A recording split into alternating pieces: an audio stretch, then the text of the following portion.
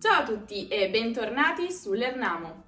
Il cinema italiano è veramente ricco di titoli capaci di farvi sbellicare dalle risate, tra personaggi indimenticabili, gag super esilaranti e battute che hanno un po' segnato la storia. Sono sicura che in Italia esistano veramente così tanti film simpatici e troppo divertenti.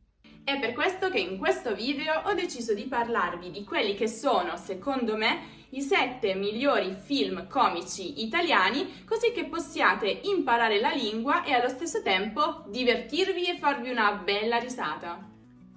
Pronti?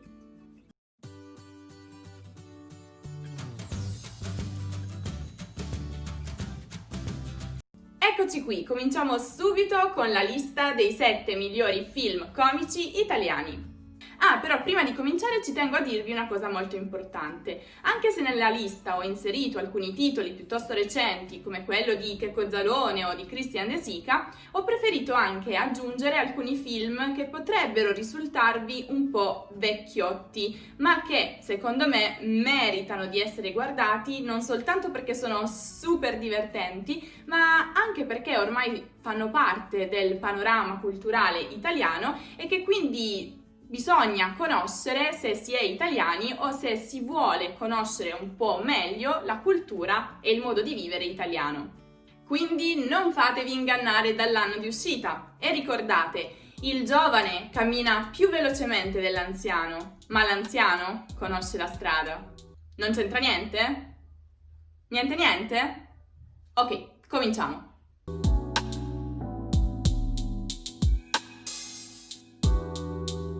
Totò, Peppino e la mala femmina. Questo film è sicuramente uno dei più amati in assoluto di Totò, che in questo caso fa coppia con Peppino De Filippo e interpreta lo zio di uno studente universitario che, secondo loro, verrà sedotto e imbrogliato da una ballerina. La ragazza in questione, infatti, non ha una buona reputazione, anzi ha la reputazione appunto di mala femmina, però alla fine riuscirà a conquistare il cuore e l'affetto degli zii del suo ragazzo, mostrandosi per ciò che è in realtà.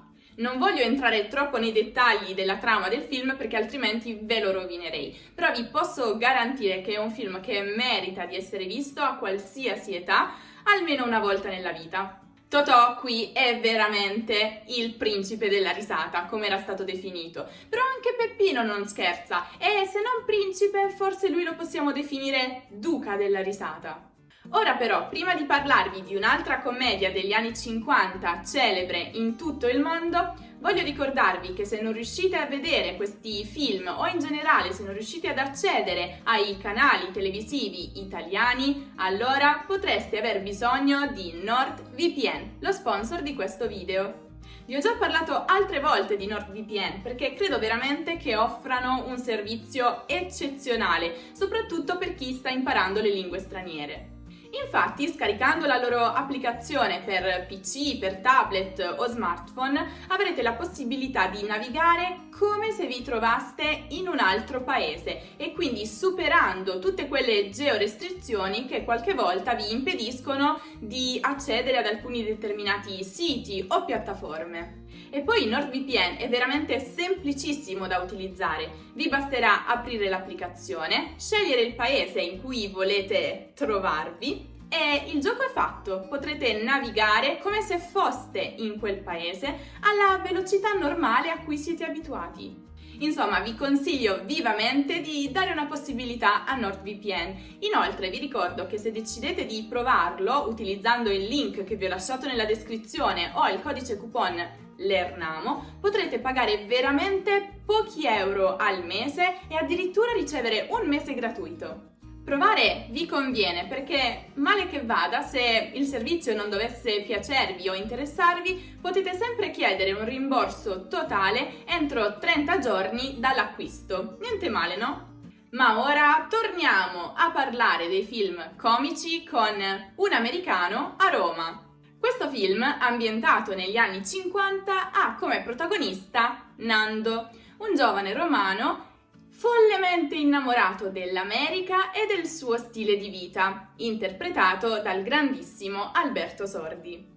Per Nando, trasferirsi negli Stati Uniti è la massima aspirazione della vita, però nel frattempo vive in Italia, dove importa gli usi e i costumi tipici americani. La comicità di questa pellicola nasce principalmente dal fatto che Nando tenti continuamente di imitare l'americano medio in Italia.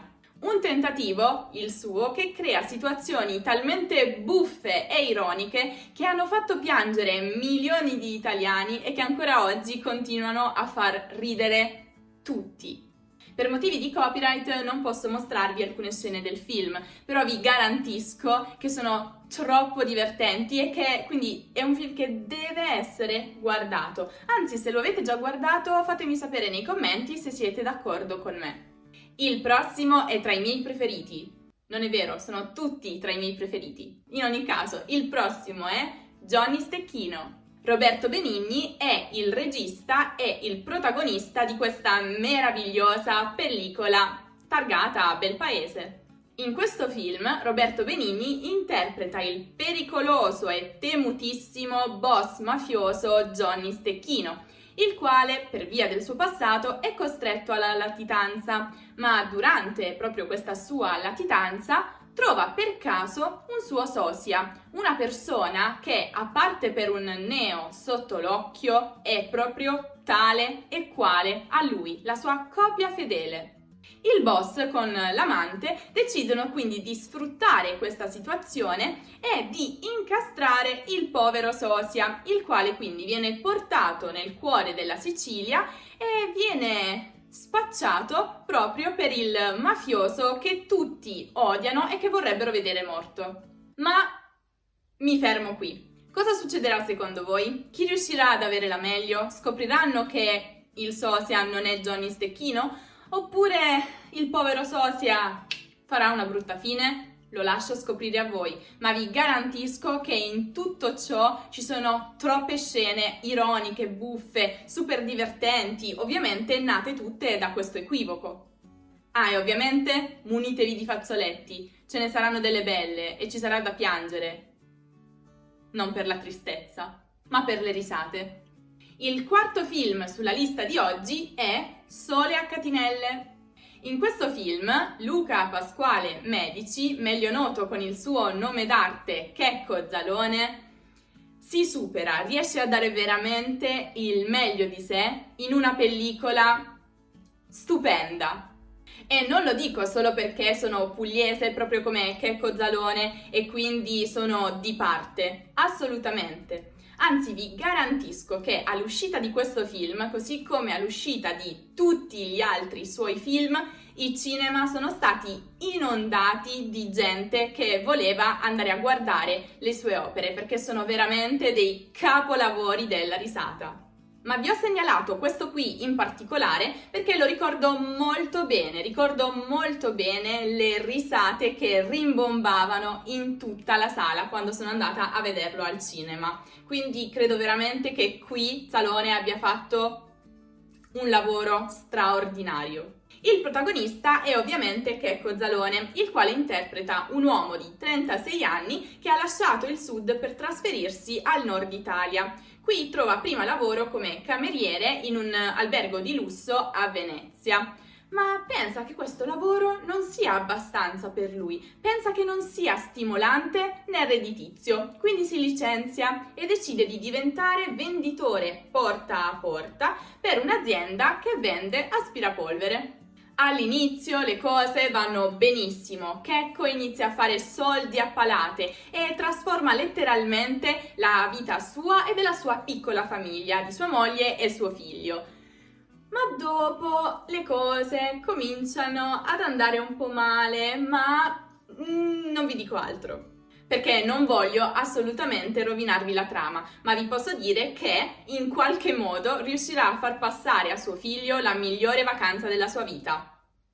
Ah, tra l'altro, se doveste guardare questo film e vi dovesse piacere, quindi volete guardare altri film di Checco Zalone, vi ricordo che ne ha fatti altri 4, uno più divertente dell'altro. Cado dalle nubi, Che bella giornata, Quo vado e Tolo Tolo.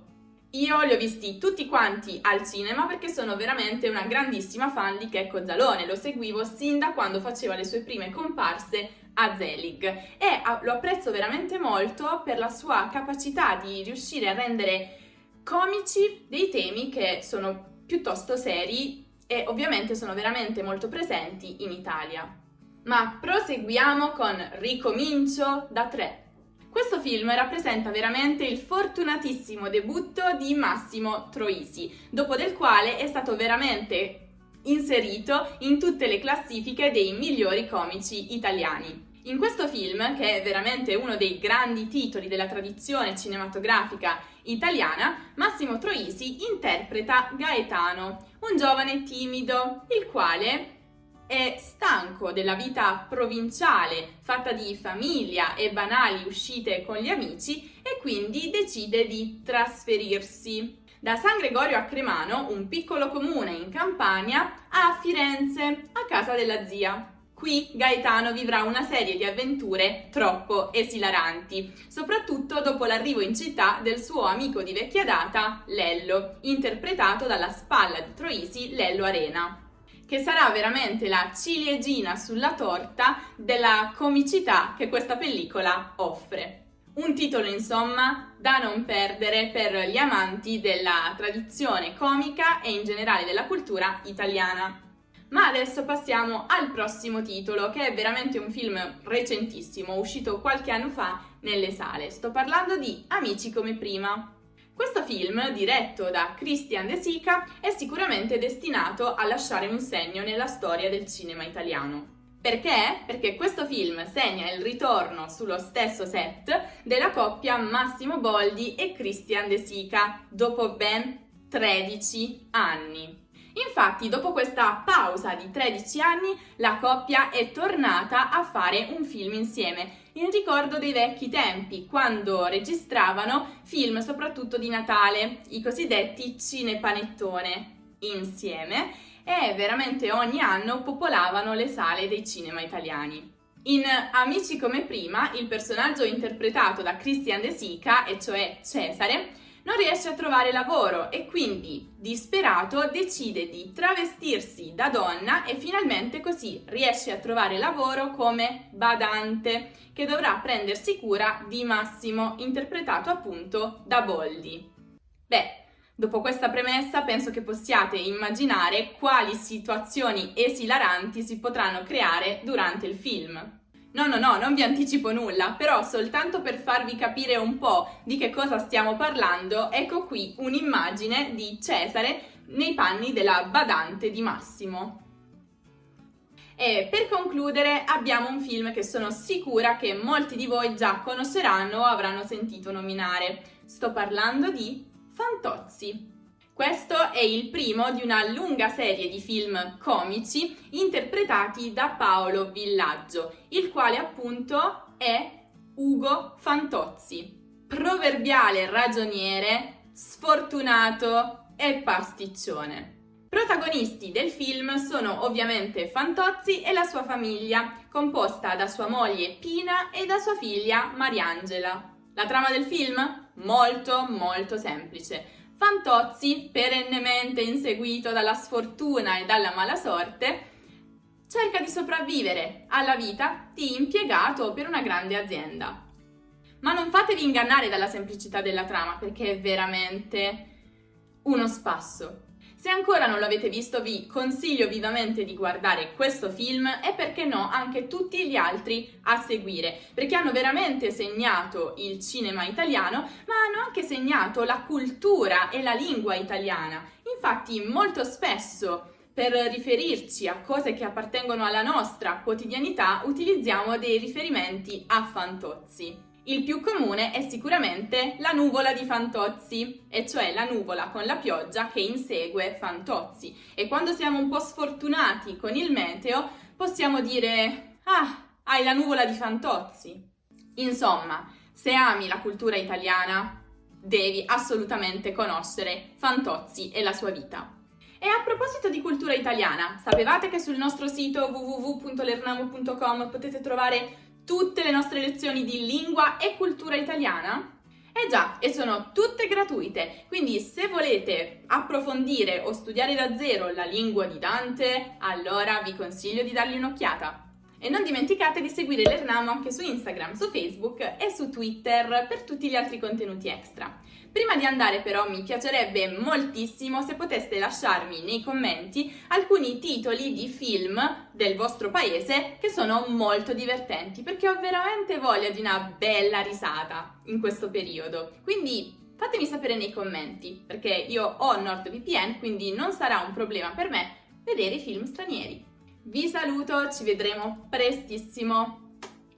Il prossimo è tra i miei preferiti di tutti i suoi altri.